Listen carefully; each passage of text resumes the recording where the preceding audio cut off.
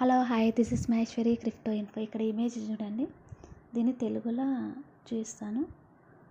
Interlink ఎందుకు ITLG కోసం random earning machine ఇవ్వడం లేదు? టోకెన్ విలువను దీర్ఘకాలికంగా కాపాడడానికి ఇంటర్లింక్ అవసరమైన లేదా ర్యాండమ్ ఎర్నింగ్ మిషన్ ఇవ్వదు. అలా ఇస్తే టోకెన్ల సంఖ్య ఎక్కువై ఐటీఎల్జీ విలువ తగ్గిపోతుంది. అందుకే దీర్ఘకాల విలువను కాపాడటమే లక్ష్యం. నిజమైన కాంట్రిబ్యూషన్ మాత్రమే రివార్డ్స్. ఇంటర్లింక్లో రివార్డ్స్ అంటే నిజమైన పని, వెరిఫై చేయబడిన యాక్టివిటీ, ఎకోసిస్టమ్కి ఉపయోగపడే కాంట్రిబ్యూషన్. వీటికి మాత్రమే ఐటీఎల్జీ టోకెన్లు ఇస్తారు.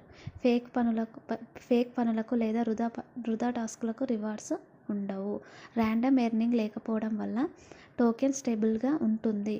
ర్యాండమ్ మిషన్ వల్ల టోకెన్ ఇన్ఫ్లేషన్ పెరుగుతుంది, విలువ పడిపోతుంది. అందుకే ఇంటర్లింక్ వాటిని పూర్తిగా అవాయిడ్ చేస్తుంది. దీంతో టోకెన్ అరుదుగా, రేర్గా ఉంటుంది, విలువతో స్ట్రాంగ్ వాల్యూ ఉంటుంది, భవిష్యత్తులో కూడా సేఫ్గా ఉంటుంది.